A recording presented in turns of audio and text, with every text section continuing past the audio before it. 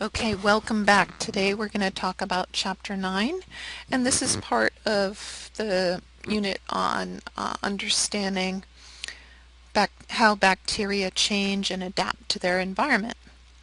And this is based on their genetic makeup and control of gene expression, for example, any mutations that may be acquired that may be advantageous to their growth and survival, which we've already talked about.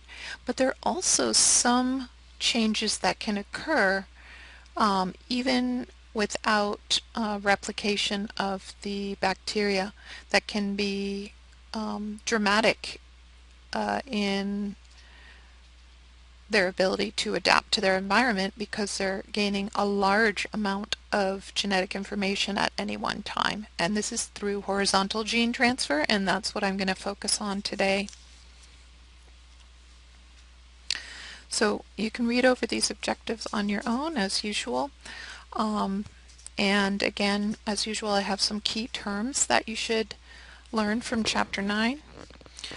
But you should understand from this chapter how genes move between genomes of different organisms by the processes of transformation, transduction, conjugation, and transposition. And then in the end, I'll touch upon how some of these molecular techniques and information about the metabolism of organisms can be used taxonomically to classify and identify microorganisms. And that will be relevant to our project in lab, in which we will identify the species of 2 samples of bacteria, which you're not given any previous information about. Okay, so we already talked about mutation and regulation of gene expression, but the final way that bacteria have in their toolbox of capabilities to adapt to their environment is through gene transfer. Now, gene transfer can occur when a mutation is inherited, when the bacteria replicate by binary fission. It's essentially making a clone of itself. So if there's a mutation that spontaneously arises in the genome, then it's going to be inherited by any daughter cells that arise from that parent cell, as seen here in example A. And we already talked about the types of mutations that can occur in bacteria. And that's not limited to bacteria. Those types of mutations can also happen in other microorganisms, eukaryotic microorganisms such as fungi. But here in part B is what I'm going to focus on today, and that's the gene transfer that occurs between bacteria even when they're not replicating. Once that transfer occurs, these changes can also be inherited if that bacterium then goes on to divide. But I'm just going to focus on this first step in the transfer, where you see that we call horizontal gene transfer because it's not any inherited trait. Instead, it's acquired from bacteria in its environment, and sometimes viruses in its environment. So the first example among the 4 that I'm going to focus on today is transformation. And this is where free fragments of DNA that are just kind of floating around in the environment, perhaps from damaged or dead other bacteria cells that have been damaged or died, and their DNA is released, and it is probably fragmented at that point by enzymes that are just naturally present in the environment. There are different types of transformation, but basically it can occur naturally between the same species or between different species. And that's what's really remarkable about it, is that one species can acquire traits from another species. But in order to be able to be transformed, a bacteria has to have certain genes that enable this process to occur in it. And so not any type of bacteria is capable of transformation. So some of the types that are capable of transformation include Streptococcus and the other ones listed here that are naturally competent or capable of transformation. Others, we've been able to figure out how to manipulate them in the labs. So transformation is routinely done in molecular biology labs in order to introduce a manipulated piece of DNA into E. coli in the process of genetic engineering. And there are a variety of ways to induce competence artificially. It can be by putting the bacteria in a calcium solution and heat shocking them, or it can be by a brief pulse of electricity that changes the membrane such that the DNA can go directly across the cell membrane. But really what I'm focusing on here is this natural competence that bacteria have, whether they're in the environment or in you as a host, where certain types of bacteria are naturally competent. So what does it mean to be naturally competent? Let's just look at Streptococcus pneumonia as an example. And I have a typo there. There's a P missing in the Streptococcus. My apologies. All right, so in this classic microbiological experiment done by Frederick Griffith, he was trying to understand what the traits were of the bacteria that was making mice sick with pneumonia. And really this is also a human pathogen, so he was also trying to understand the disease in humans. But what he found was really interesting. He found that there was a pathogenic strain of Streptococcus pneumonia that would make mice sick and they would die. And then he found that there was another strain of the same bacteria that looked different under the microscope because it didn't have capsule. And that strain, when injected into animal model, the mice remained healthy and never got sick.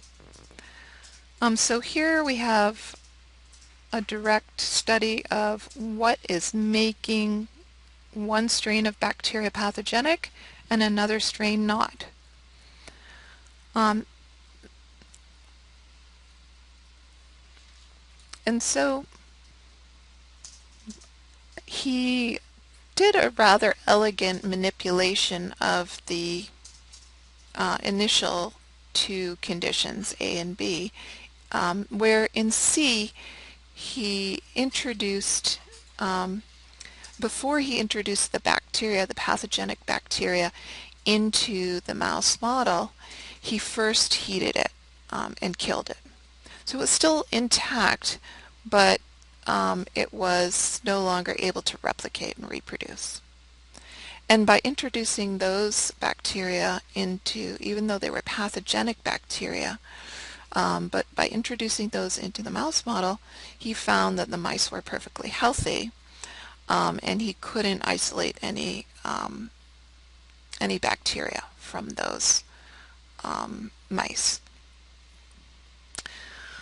And then he took the experiment even one step further, and he combined those heat-killed pathogenic forms of the Streptococcus pneumonia with the living non-pathogenic form of the bacteria.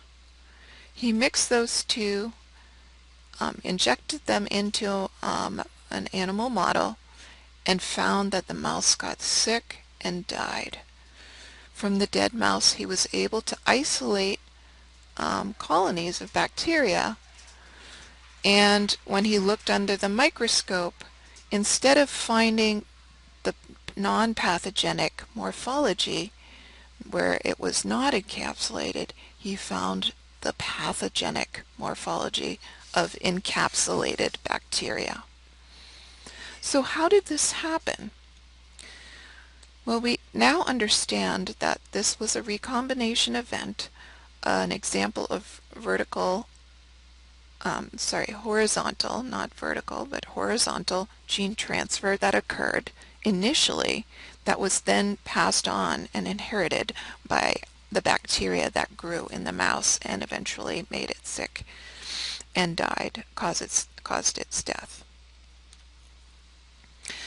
And this process of DNA transformation is now quite well characterized, and so we understand what it is that these types of bacteria that are naturally competent have that enable them to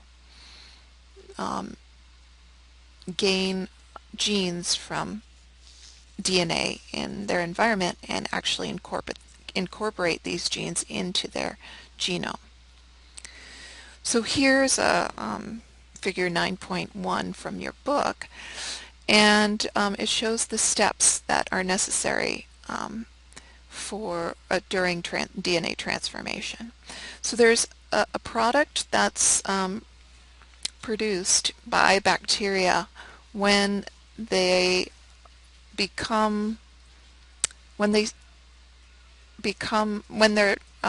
growing, and it's a composite factor. And when other bacteria in the environment detect this competence factor and the level of that factor rises, it's a way of communicating or sensing their environment and sensing other bacteria in their environment that we call quorum sensing. And so they have a receptor that can specifically bind the competence factor and recognize it. And when those receptors are engaged by this factor, it activates the receptor, which then signals internally in the bacterium. And a cascade of events, or a signal transduction cascade, results from that activation of the receptor on the cell surface being engaged by CF. As a result, there are proteins inside the cell that are phosphorylated and become activated and start to stimulate transcription, or the expression of genes that are known as transformosome genes. So these genes together assemble together and form a channel through the cell membrane and the cell wall that enables DNA to pass inside the cell.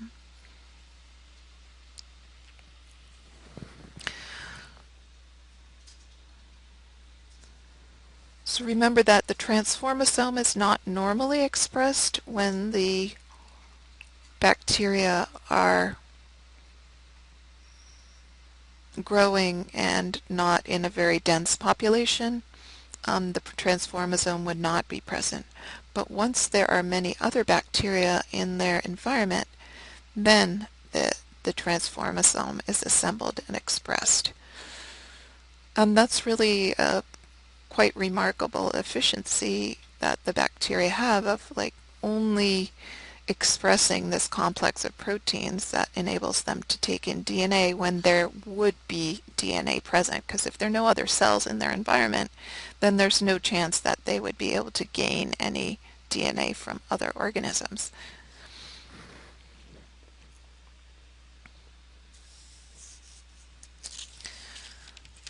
So when the transformosome captures the DNA that's kind of floating in the environment, as I said, probably from other cells that are dying or that are damaged, there's an enzyme that degrades one strand of the DNA as it enters through the transformosome.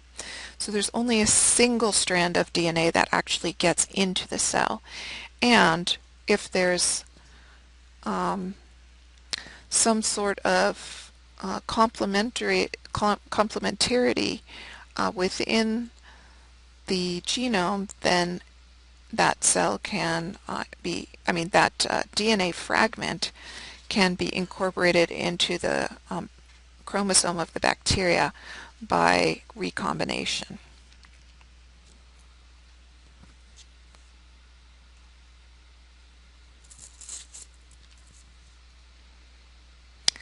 Okay, so DNA transformation is the first. Let me just go back and follow up with our story of the Griffith experiment. So really what was happening in the case of the Griffith experiment, where the heat killed bacteria that were pathogenic, that was Streptococcus pneumonia that were pathogenic, being present along with a non-pathogenic but competent strain of bacteria, species of bacteria, called Streptococcus pneumonia. So it's the same strain. It's competent in that it's able to take up the DNA fragment from its outside environment, and when it sensed that there were lots of other cells around it, even though they were dead cells, it was able to, once it got to a certain density in the population, when it was in the host cell, in the host of the mouse, then this competence factor triggered the expression of the transformosome, and it was able to take up fragments of DNA from these dead pathogenic forms of the Streptococcus pneumonia. So maybe it took up DNA fragments that were carrying genes that it already had in its genome. But in addition to that, at least one of those cells must have taken up a fragment of DNA that carried this new gene, the gene that encoded capsule.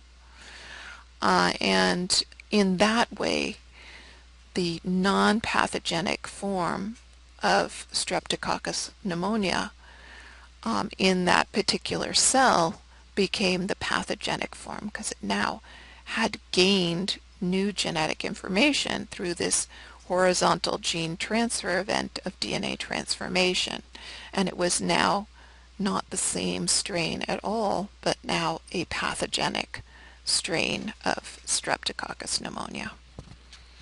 Once that pathogenic strain had the capsule, it was able to survive longer, and capsule allowed it to attach to the tissues within the mouse, and then it could colonize and cause disease and eventually cause the death of that animal.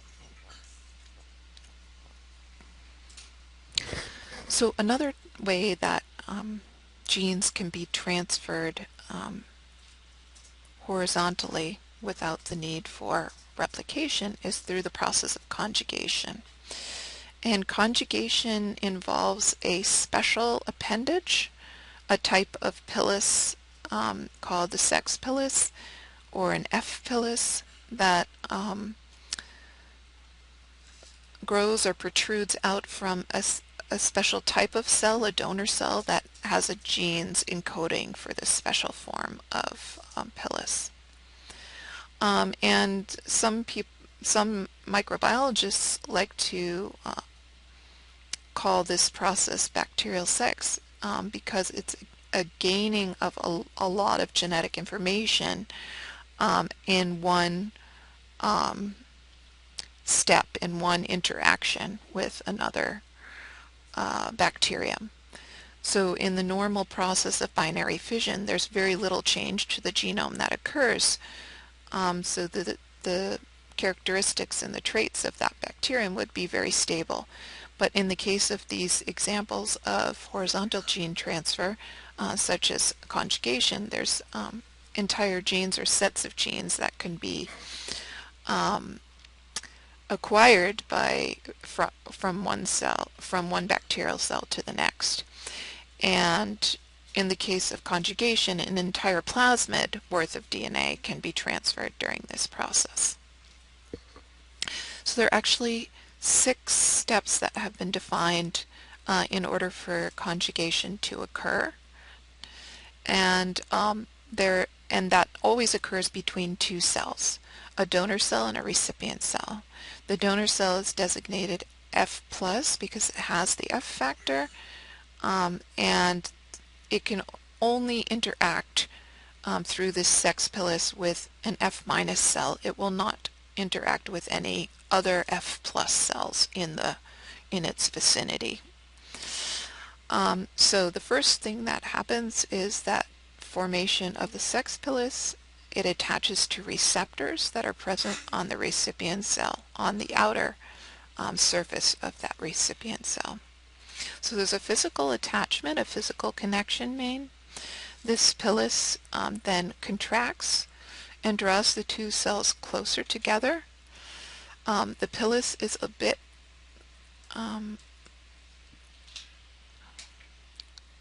then brings a special set of proteins, a protein bridge together that kind of acts like a straw. So while the sex pilus is actually connecting the 2 bacteria, it's the bridge that's kind of acting like a straw and forming a channel through which DNA can pass.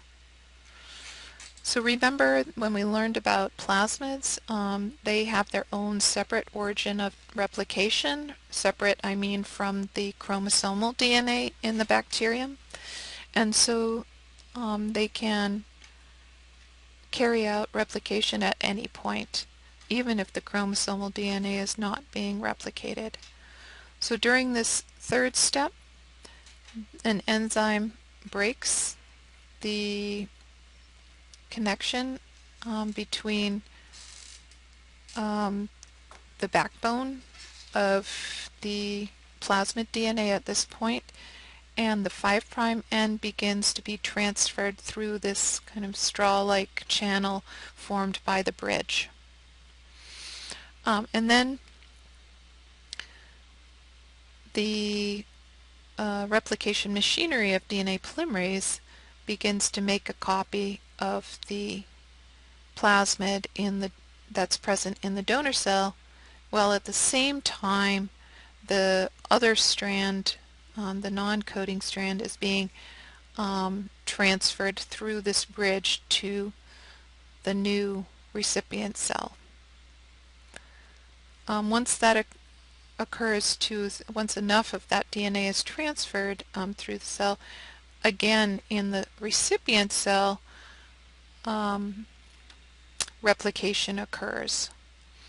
And during that replication, the complementary strand, the antiparallel strand, complementary to that strand of DNA that was transferred through the bridge, is synthesized so that you have a complete new copy of that plasmid in the recipient cell. And now that it has the F gene, or the F factor gene, it's become an F plus cell and can act as a donor cell, transferring that plasmid to another F minus cell or recipient cell in the vicinity.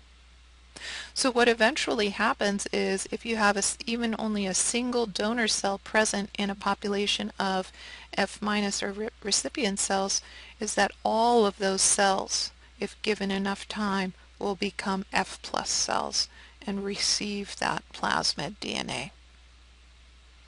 Now when we talk about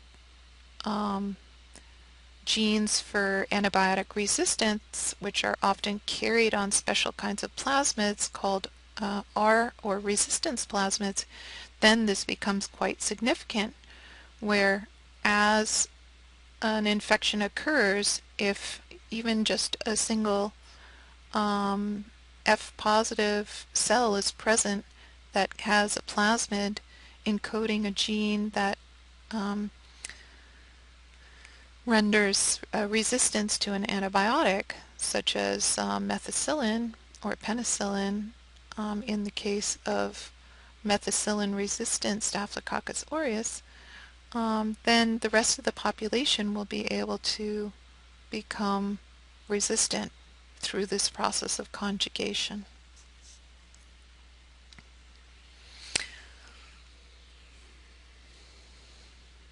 So I already mentioned the details of the F factor, which is required in order for that cell to function as a donor cell and be able to carry out conjugation. You can also have F factors not just in the plasmid DNA, but it can also integrate into the chromosome. Usually that means that the chromosome is capable of being transferred through this process of conjugation, but it never really happens that an entire chromosome is transferred in this manner because there's too much DNA. The connection that sex pilus mediates is temporary, and so that it's not enough time for the entire chromosome to actually be transferred to a recipient cell.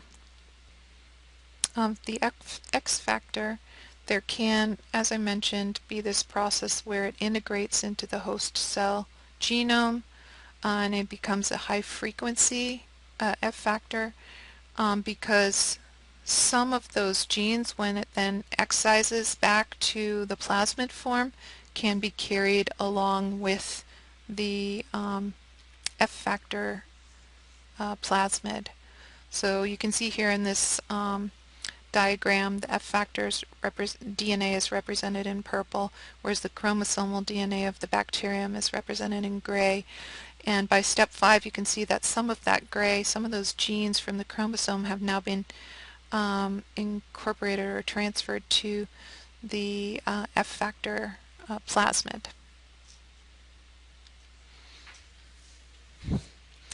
Alright, so that was conjugation. A third type of transfer of genes that occurs horizontally is transduction.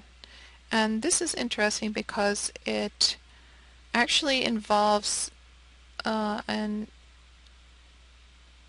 agent that accidentally transfers DNA from one bacterium to another. And the agent is a virus of bacteria. So there are viruses of virtually any living thing, including bacteria. The viruses of bacteria are called bacteriophages, or phages for short. And their genetic makeup, they're just like any virus that would infect a human cell. They're incapable of replicating outside of a bacterium, which is their host cell. But once they're inside the bacterium, they can copy their genetic information, which usually is in the form of DNA in the case of bacteriophages, and then they can package it into a new virus particle.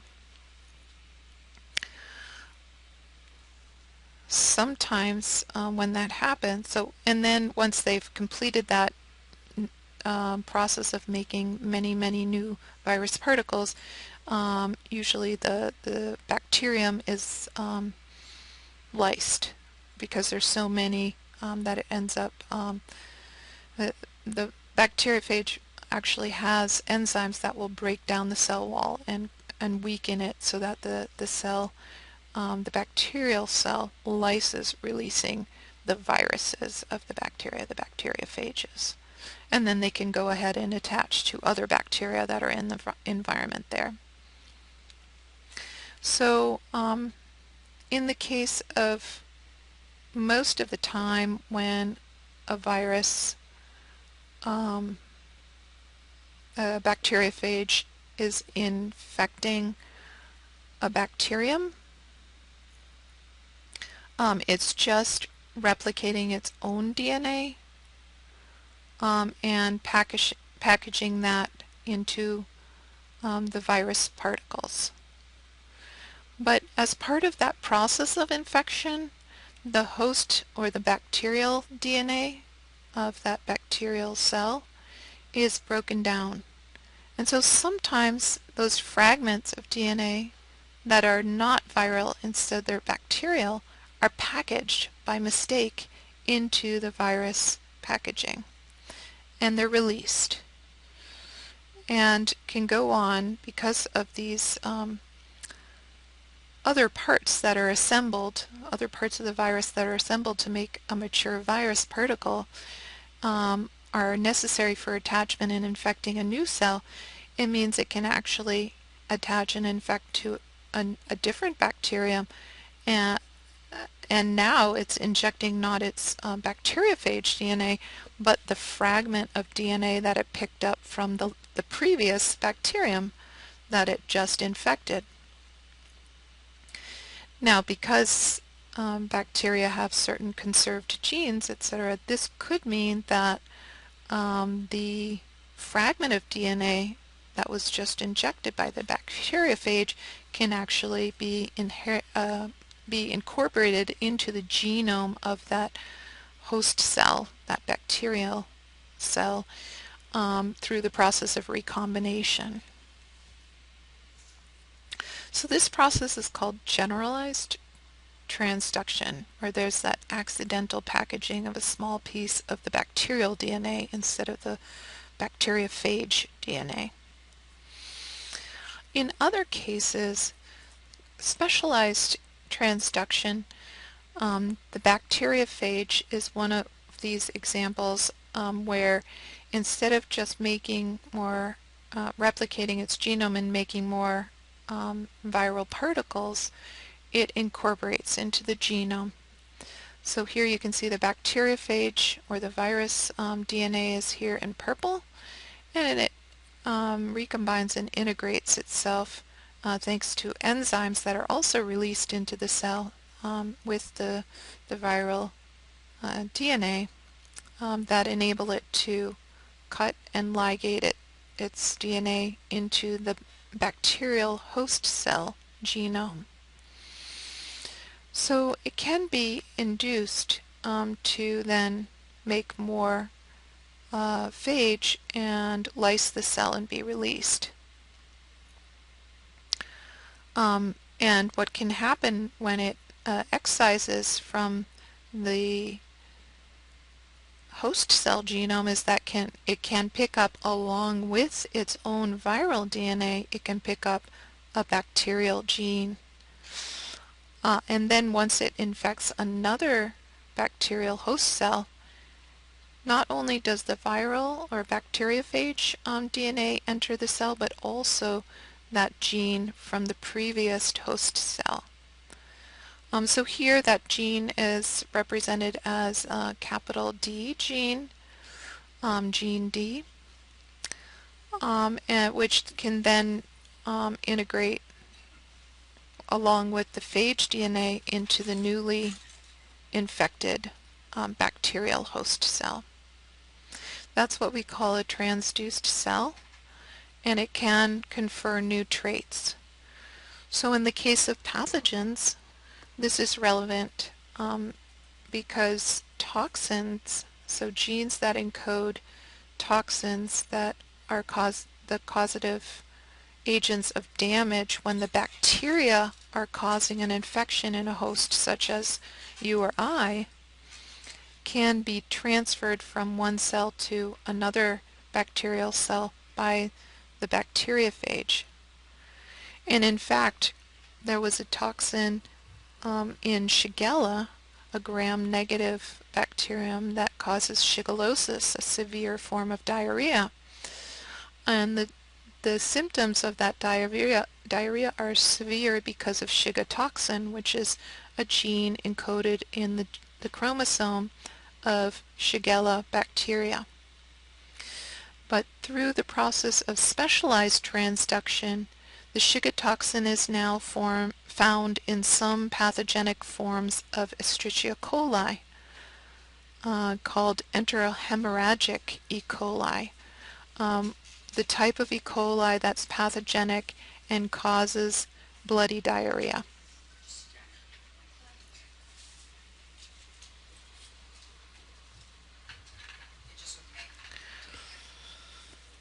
So there are ways that bacteria have to protect themselves from these kinds of transfers of new genes into their genome, and that's by restriction enzymes, or a system where the DNA is modified so that it's protected from, and the bacterium, the enzymes in the bacterium can tell whether the DNA has been is actually its own DNA, or it's like a foreign piece of DNA from a different organism. So when a new piece of DNA enters a cell, usually it's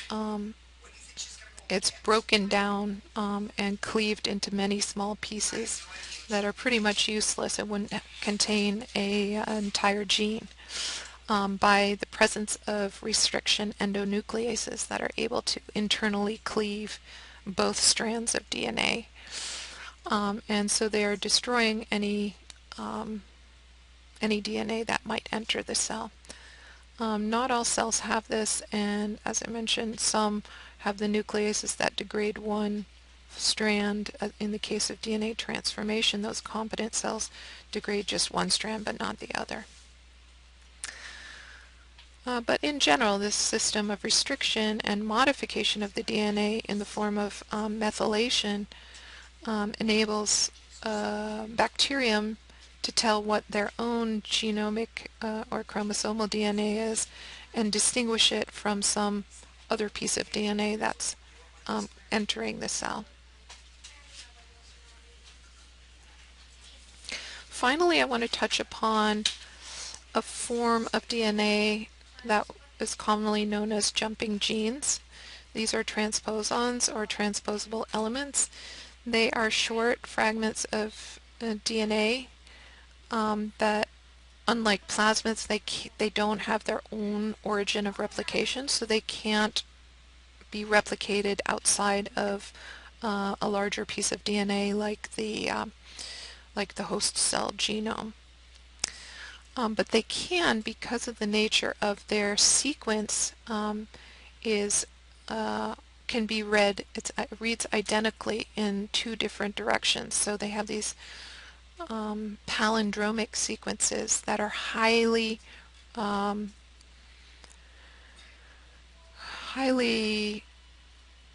reactive, in that they can integrate almost anywhere in another piece of DNA.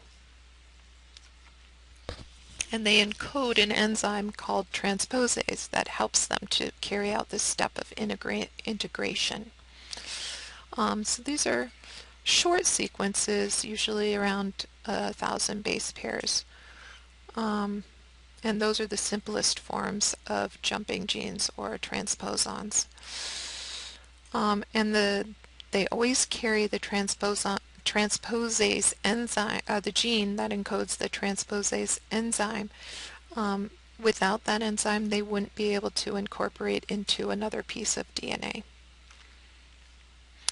The enzyme will cut this other piece, usually the chromosome of the host cell, and allows it to insert and become part of that chromosome. When it inserts, it may insert in the middle of another gene and inactivate that gene. When more than one of the transposons are present, it may excise and take part of the host gene with it.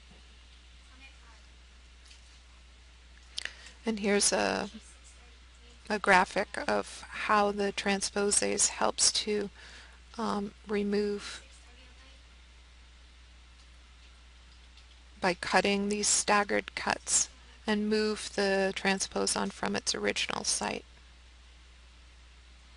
And the other enzymes in the cell will then kind of fill in the gaps.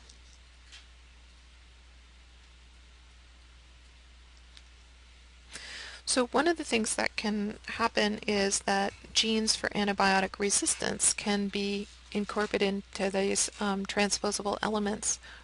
And so resistance to antibiotics can be quickly and easily acquired um, if the transposable element jumps from the chromosomal DNA to a plasmid DNA, and that plasmid DNA is then transferred to another bacterium through the process of conjugation.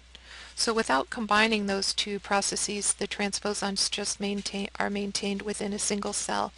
But in combination with conjugation, that's how the transposable elements can be transferred from in a horizontal way from one bacterium to the next. And this is how antibiotic resistance can be transferred or spread in a population of bacteria quite quickly, even if the bacteria are not replicating.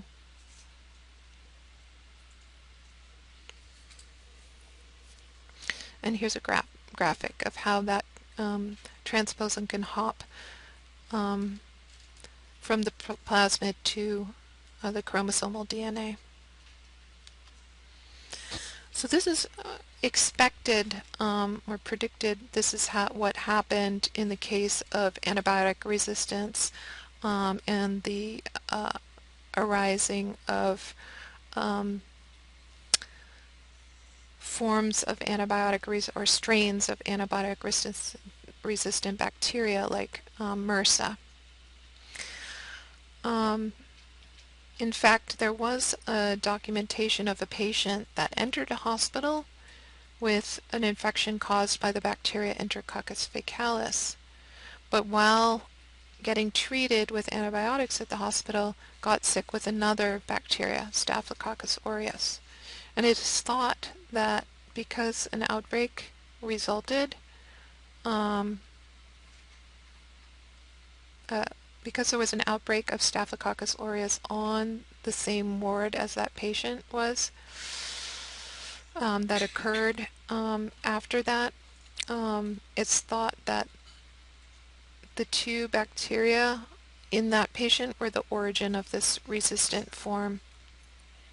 So what doctors found was that in the outbreak, the antibiotic they had been using no longer worked. And when they analyzed the bacteria genetically to look at the genetic makeup, they found that the genes that were present in this strain of bacteria that caused the Enterococcus infection were common with the gene for resistance found in the Staphylococcus aureus. And here's a graphic on the right of how that might have happened, where a vancomycin resistance gene present on a plasmid in Enterococcus that was making it resistant to the vancomycin that was being used to treat that infection was then transferred to the Staphylococcus aureus that was acquired by the patient when they were staying in the hospital and being treated. And this would be by which one of those four types of horizontal gene transfer? It would be by conjugation that would have occurred. So it must have been a very fast event because the Staphylococcus aureus does have this protective system of the restriction endonuclease and modification system. But if that transposon mediated the transfer of that gene from the plasmid that came from Enterococcus to a plasmid that was present in Staph aureus, then even with the degradation of that foreign DNA, here represented by the blue circle of DNA that came from another species of bacteria completely, that would be recognized as foreign DNA and degraded. Even if that's degraded, the gene has had enough time, thanks to transposons, the genes were readily transferred to a piece of DNA that was not recognized as foreign, and so it maintained and persisted in that population of Staphylococcus aureus, making it resistant to this vancomycin antibiotic. And we actually know that the plasmid that is frequently found in forms of methicillin-resistant Staphylococcus aureus has not just genes for the resistance of penicillin family, but also vancomycin family, streptomycin, which is not a cell wall specific, but it's targets the ribosome type of antibiotic. Um, Trimethoprim also antibiotic resistance, and even disinfectants. Some disinfectants it's more resistant to. And then it has to have, of course, the genes like the F factor or other factors that help the plasmid spread from one bacterium to another via conjugation. So this is a really serious problem of antibiotic resistance and this rapid spread of antibiotic resistance in the hospital setting in patients where their immune systems are compromised and they're getting multiple infections. And also because the hospital is where these antibiotics are being used, there's environmental pressure for these antibiotic resistant strains to survive and flourish. So what is a species? A species is defined as that members of a genus or a group that will normally interbreed with each other. So we're not talking about sexually reproducing organisms in the case of bacteria.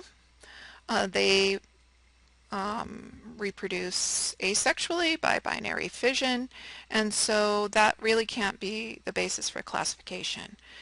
Instead, we use similarity, so a similarity of genome in addition to similar phenotype, so phenotype and genotype to define a common species.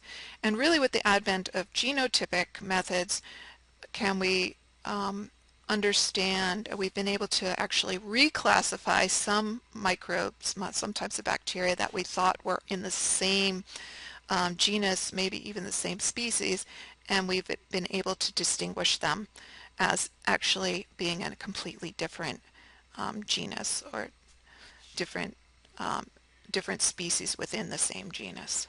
So these molecular techniques have been really important in reclassifying or reviewing the classification of bacteria and pathogens. And I do want to mention here that beyond species, so let's look at these levels of classification or phylogeny, taxonomy. Taxonomy is just the process of identifying and classifying organisms into different categories. And species just one of many categories depending on how closely or not related organisms are. And for microbial species, as I mentioned in this process of classifying, molecular techniques have been really critical in our understanding and kind of revisiting some of the traditional classifications that have been based on shared traits and ecological niche and really the phenotype, their appearance, their microscopic morphology or their colony morphology, for example. And one of the most important molecular techniques in classification is the sequencing of RNA, a specific part of RNA, the ribosomal RNA, and a specific segment of that RNA, the 16S segment of ribosomal RNA, that is highly conserved. So even a small, like a single nucleotide or a few nucleotides that are changed within this sequence means that you have a different species that you're dealing with. Okay? So the identity of within a species, the similarity is greater than or equal to 95%. So the hierarchy of the terms used in taxonomy are that domain, which we already talked about. There are three domains that encompass all living organisms, including all types of microorganisms, bacteria being one example of that. In bacteria, we don't have any kingdoms in the domain bacteria. Instead, we have division, or they're separated into different phyla. And then more similar within a division, within a single phyla, for example, actinobacteria or proteobacteria. Proteobacteria are all gram-negative organisms. Actinobacteria are all filamentous gram-positive organisms. So these broad groups of gram-positive and gram-negative are used to determine phyla, as well as genetic information like their genome sequence and their 16S ribosomal RNA sequence. Also, within a division or a phyla, we have different classes. Actinobacteria have a high GC or high guanine cytosine content in their genome, and so that's a specific class of bacteria that's different from the low GC content of other gram-positive divisions. And then we can go even further and more specific and divide those classes into subclasses, orders, suborders, and families. But really what I want you to remember is genus, species, and strain. So those are the two, remember we have a binomial system of the two epithets or the two names. The first one is the genus. It's always capitalized. The whole name is always written in italics or underlined. And the species name, which indicates a subgroup within that genus. And that's always lowercase. Sometimes this genus name is abbreviated as just the first initial of that name, whereas the species name is always written out. And I just want to mention, before I go on to identifying a microbe, that strain differences are within a species. There can be slight changes. There can be a strain of the same species of bacteria, for example, that express and have a capsule, whereas other strains don't.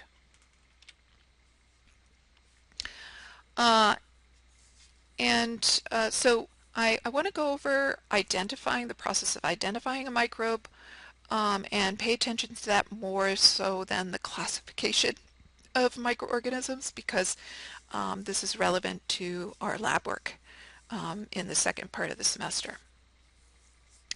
So identifying a microbe poses a special challenge because we can't see them. So we need to use methods such as colony growth in order to be able to see their morphology, as well as microscopy to see their appearance at the cellular level. But we also, in the diagnostic lab, so those morphological analyses alone will not indicate what species we're dealing with. And so further testing has to be done. So a pure culture must be established, and then further testing on specialized media that are selective or differential or both, as well as special biochemical tests that look for products, for example, of fermentation or the ability to metabolize unusual substrates and grow on things like citrate as a carbon source rather than glucose. So in addition, there are some DNA-based or molecular methods that are being used, and this is really a growing field of diagnostics where more and more molecular methods, as they become cheaper and easier to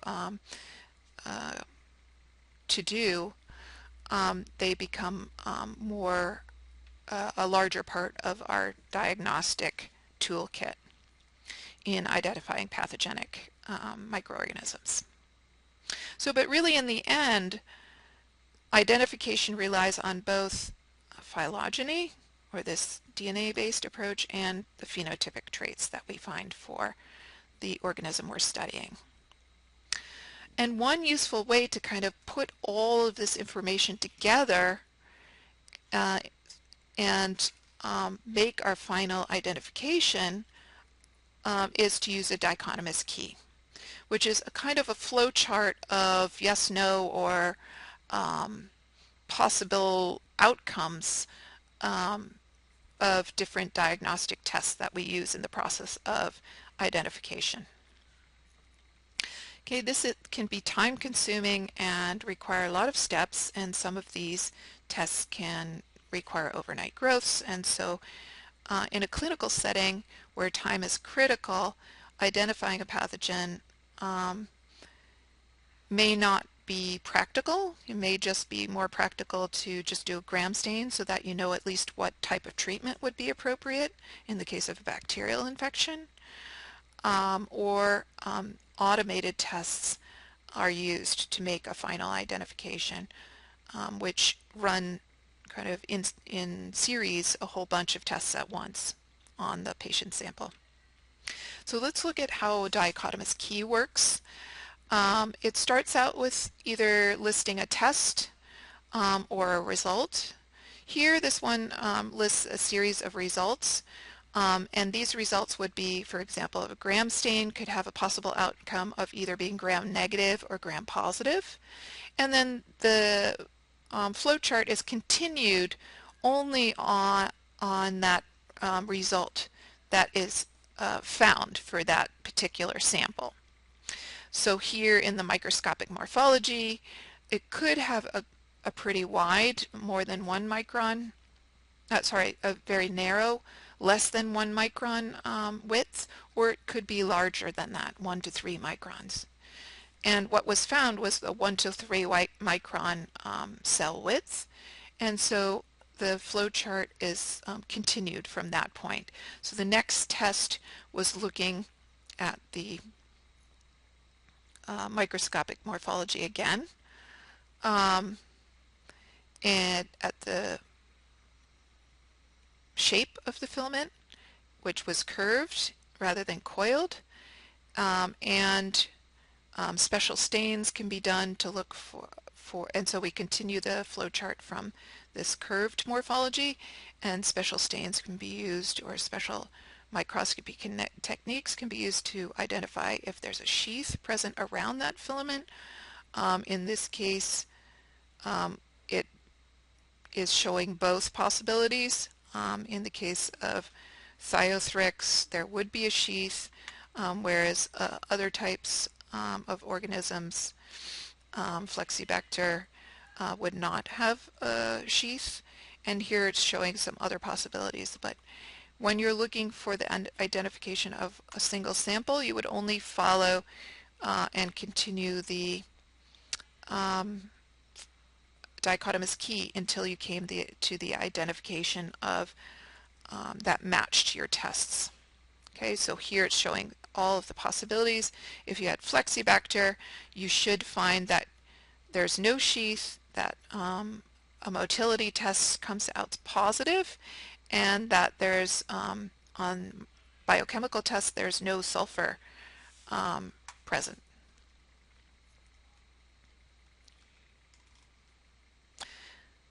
So you can see this is a lot of work that goes into the process of identification. The gram stain alone would not tell you what type of bacteria these are. In the clinic, a series of biochemical tests, in addition to the information from gram stain, is combined, and a probabilistic indicator is used to make the identification and make it rapidly. And often these tests are on a very small scale, a micro scale, and they are completed by machines.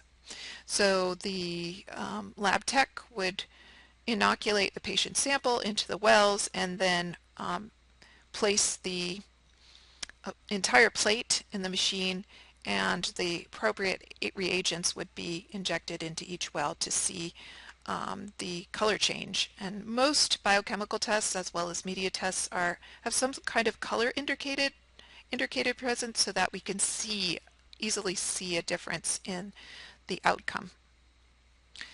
So for example here in the top of the left of the plate, different kind of metabolism of various sugars is being tested. It may be glucose, lactose, trehalose, other mannose, and other sugars that may or may not be able to be utilized by the bacteria. And a change in the pH indicates a positive, whereas no change or no color formation would indicate a negative for that metabolism. Also, ability to grow in high salt over here on the right-hand side, or production of lactic acid as a byproduct of its metabolism. These are all key outcomes of various biochemical tests that enable us to distinguish between different species. So for this particular pattern of positives and negatives, the computer gave us an identification of Stenotrophomonas maltophilia. And this would be a similar type of test would be used to identify other pathogens. So this type of pattern of positive and negative is unique to that type of bacteria.